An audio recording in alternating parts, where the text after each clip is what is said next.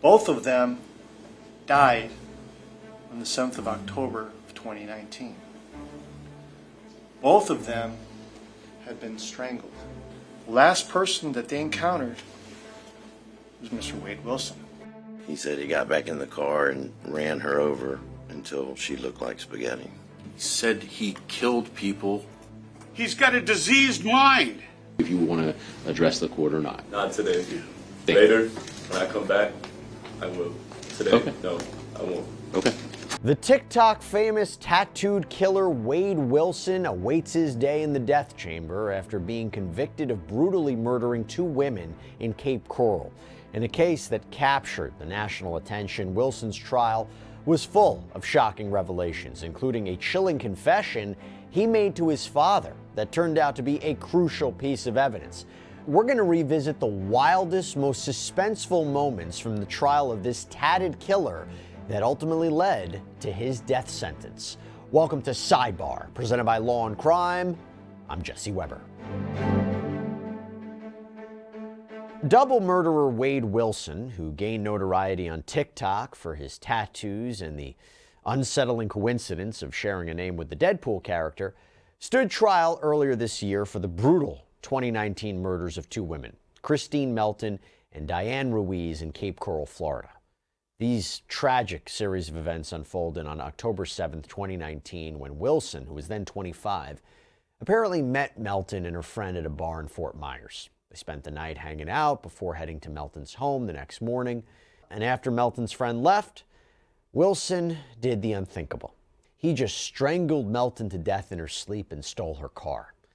And then later, he encountered, just randomly, 43-year-old Diane Ruiz walking down a Cape Coral street. Was able to lure her into his car under the pretense of asking for directions, but when she tried to escape, Wilson attacked her, beat her, strangled her before pushing her out of the car and running over her body multiple times. He was arrested just a day after these brutal killings, after he made a chilling confession to all people, his father. And his father testified about that, recounted these horrifying details on the stand during his son's trial. And Wilson's trial began in June, where he faced charges including 2 counts of first-degree murder, grand theft, battery, burglary, petty theft. In opening statements, the prosecutor highlighted what is just a senseless killing, senseless nature of these crimes, telling the jury that Wilson killed these innocent people because he just wanted to do it. Miss Ruiz and Miss Melton had 3 things in common. Both of them died on the 7th of October of 2019. Both of them had been strangled. And both of them, before they were forever silenced, the last person that they encountered was Mr. Wade Wilson. Miss Melton was left alone with Mr. Wilson. You know how that morning ended. Miss Melton, once again, had broken fingernails. Her face was black and blue.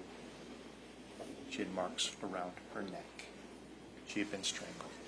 He then proceeds to wrap her up in some bedding, ties the bedding, ties it with her shirts, her jeans, her leggings, her bathing suit top, and tries to pull her out of the bedroom. Except at this point in time, the sun's beginning to come up. It's getting light outside. She's heavy. He wants to get rid of the body. He thinks the better of it, and then decides he's going to leave her there.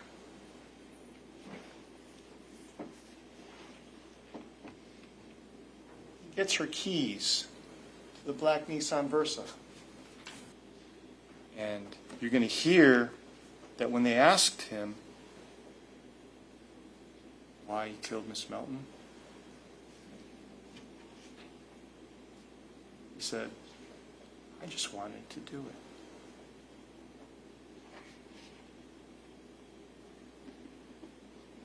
And then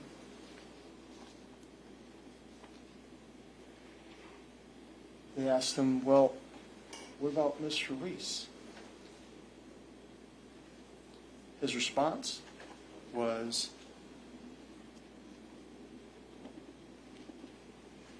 F it. Should kill her. I got one down. Later, he reached out to his dad. They needed to know where his whereabouts are. Dad tells him, you know, he's conflicted. It's his son, right? But when he starts describing what he had done, he describes it in such a way where he's bragging. He wants his dad to feel that excitement. It made his dad sick.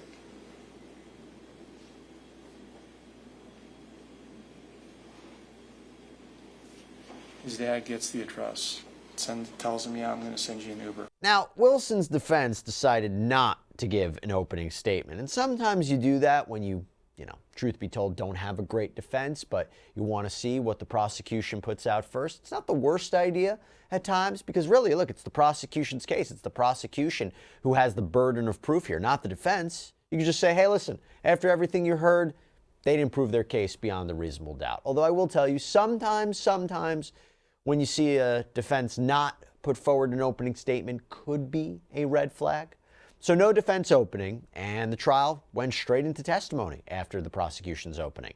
By the way, we have wanted to break down this Wade Wilson trial for you for quite some time, and I got to thank our incredible partner Morgan & Morgan, because it's with their support that we're able to do this. So here's the deal. If you should get injured, you got to know your legal rights and whether you can be compensated. And Morgan & Morgan, America's largest injury law firm, that may be who you want on your side. Over 1,000 attorneys. They got case specialists, paralegals, investigators, an incredible track record, like recent verdicts of $12 million in Florida and $26 million in Philadelphia, higher than the highest insurance offers in these cases. There's no upfront fee. They only get paid if you get paid. The whole process can be done right from your smartphone. So if you're injured, you can easily start a claim at forthepeople.com/LC Sidebar. Now, after Wilson kills these two women, he apparently describes all of this to his father and then asks him to get him an Uber. Yeah. Now, his father testified about this chilling set of details he was told in a disturbing phone confession. Needless to say, by the way, he didn't end up calling his son an Uber that day. He just told me, he did something. There was two people gone that would not be back. He said, I'm a killer. I just told him to call me back. I just thought it was another story, So at this point, when he says that there were two people that wouldn't be with us and that he was a killer, did you put a lot of weight into that? No, ma'am. Did you think he was just telling you a story? He's a good storyteller. When he talked about these two people who were no longer with us and that he was a killer, did he show any type of remorse? No, ma'am. He just said he met a girl at a bar. They went back to her house, hung out for a little bit, and then she fell asleep. What did he say happened after she fell asleep? He said he got on top of her and choked her. What name did he call her? Did he refer to her in a derogatory term? He said, I choked that. Okay. What did he say about the second girl? He said that he pulled her out of the car and realized that she was still breathing. So what did he tell you he did when he realized she's still breathing? He said he got back in the car and ran her over until she looked like spaghetti. As he's telling you all these things, what's his demeanor as he's telling you? He was excited. When you say excited, what do you mean by that? I felt like he was wanting me to feel the way he felt about it. Did he seem proud of it? Yes. When you were talking to him and you decided that you needed to give the information to law enforcement about his whereabouts, how did you get that address from him? I told him I was going to send him an Uber and I needed the address where he was. Were you actually going to send him an Uber? No, ma'am. What did you then do with the address he gave you? My wife was messaging with the officer. And did you encourage him to go outside and turn himself in? I did. I didn't want him to do anything stupid and end up getting killed. So I just told him to put his hands up and just go outside. Yeah, bragging to his father about murdering 2 women didn't really end the way Wade Wilson wanted it to, since it was his father's own disbelief that led to his son's arrest just a day after the murders. Now, although it was ultimately this confession that landed him in jail, this was apparently not the only time that he told someone he killed people. Sometime after the murders, Wilson showed up to a business acquaintance of his, and this acquaintance, Joshua Lukish, told the jury of this bizarre encounter he had with a shirtless and frantic Wade Wilson. Wade came in a black car. He backed up to one of the buildings on the property there, and he came up to my truck, my vehicle, when I was on the property, and I was with a client at that time, so I told him to give me a moment and I'll be right with him. And once I went into the building, he was there trying to get a plane ticket or a bus ticket or whatever he could from me to leave town. Now, when you saw Mr. Wilson, could you please describe for us what he was wearing at that time? He was wearing sweatpants only, no shoes, no shirt. He was bloody, and he was missing a couple of teeth. Could you please describe for ladies and gentlemen jury about what his demeanor was? His demeanor was frantic, in a rush to leave as quickly as he could, because he had just done something horrific and killed people. When he was speaking to you and asking you for your assistance, did that give you any cause for concern? Not right away, and once I took a look at him again, I started to believe what he was saying. And what exactly was he saying to you? He said he killed people, and he rolled up someone in a carpet or bedding or whatever it was, and that he also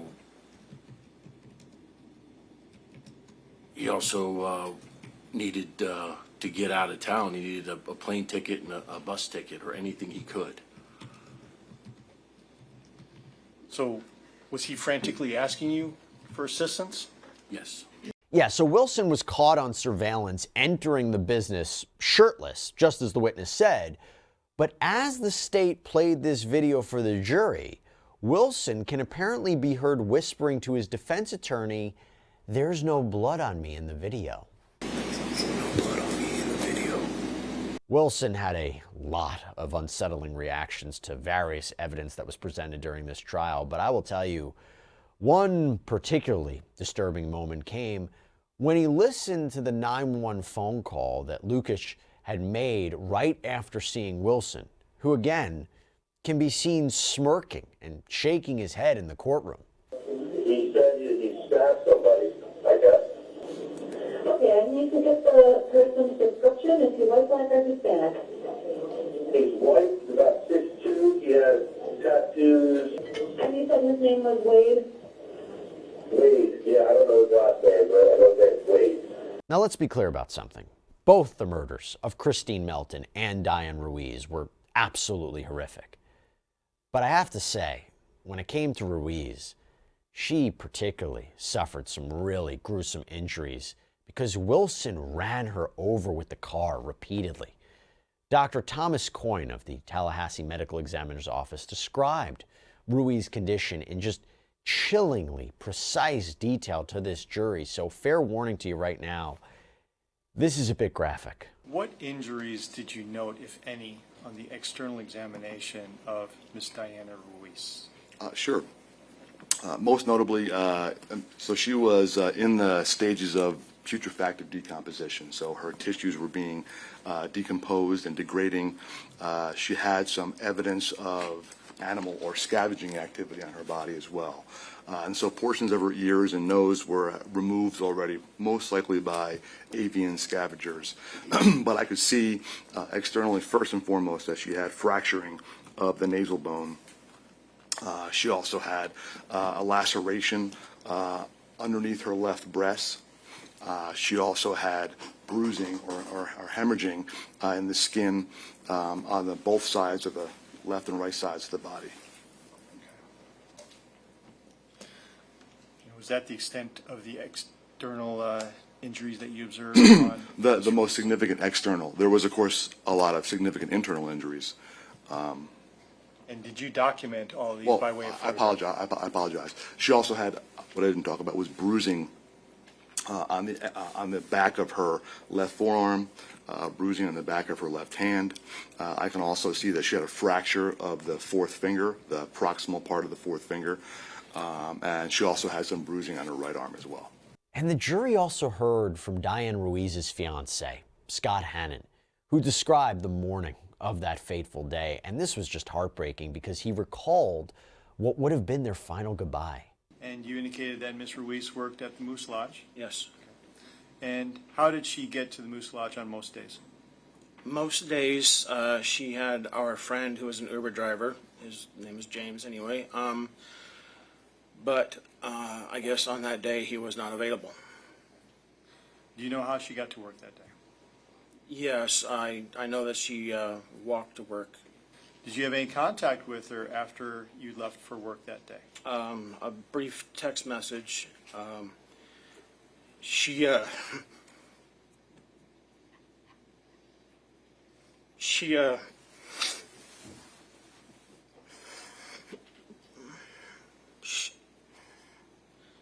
didn't think I gave her a kiss goodbye. Had you? Of course. As for the circumstances surrounding Christine Melton's murder, the jury was able to hear from one of the last people who had seen her alive, her friend Stephanie Johnson, who was with Melton at the bar when they were approached by Wade Wilson. This is what she had to say. As we were walking up to the upstairs bar, somebody jumped out in front of me, kind of just like to get my attention, and said, "Hey, who's your friend?" and gestured towards Christine. And, you know, he seemed friendly and introduced himself, and I grabbed Christine and said, "Hey, this guy wants to meet you." What was his demeanor? Friendly, charming. Is there anything, any red flags that popped up when you were talking to him? No. How did he introduce himself to you? At that point, he introduced himself as JR. Do you see JR sitting in the courtroom today? Yes. Would you please point to him and identify an article of clothing that he's wearing? Right there, in a bright blue suit. Let the record reflect that the witness has identified the defendant. Okay. Now, has his appearance changed since the time that you met him? Yes, he has a lot more tattoos on his face. So after they left the bar, they spent the night at a friend's house before eventually taking an Uber back to Melton's house the next morning, where Johnson broke out in tears and recalled the moment she saw Melton for the last time. Prior to leaving, did everything seem fine? Yeah, it did. And I remember telling Christine, you know, I have to go home, I have to go to work. And she was like, okay. She hugged me and kissed me goodbye and said, "I'll talk to you tomorrow." And again, when she told you goodbye and that she'd see you tomorrow, did you have any concerns for her safety? No. And in fact, if you did, would you have left her home with just her and Wade Wilson in that house? Not at all. And if she was concerned, Christine would have never let me leave that house if she was scared. She would have said, "Let's get this guy out of here together." So when you left, is it safe to say that really the night was over, the party was over? Yeah. It's already morning time. Mm-hmm. And, you know, like I said, we had this sense of relief that we had made it home. Now, aside from the murder charges that Wilson faced, he was also hit with a charge of battery for allegedly assaulting his ex-girlfriend, Melissa Montanez, who told the jury of this terrifying argument she had with Wilson when they last met up. And that was one, she said, almost led to her dying. When you got there, did you get out and try to talk to him? Yes. And again, what were you trying to talk to him about? I went to the driver's side window. He wrote it down. I said, where are my keys? Where's my car? He was calm and just saying, get in the car, get in the car. And it escalated quickly. Did you agree to get in the car? No. And when you would not agree to get in the car, how did he act? Violent, aggressive, tried to pull me in the car physically. And I resisted, got plank style so that he could not grab me into the vehicle. He opens the car door, obviously forgets to put in park. The car starts to roll forward. He tackles me to the ground.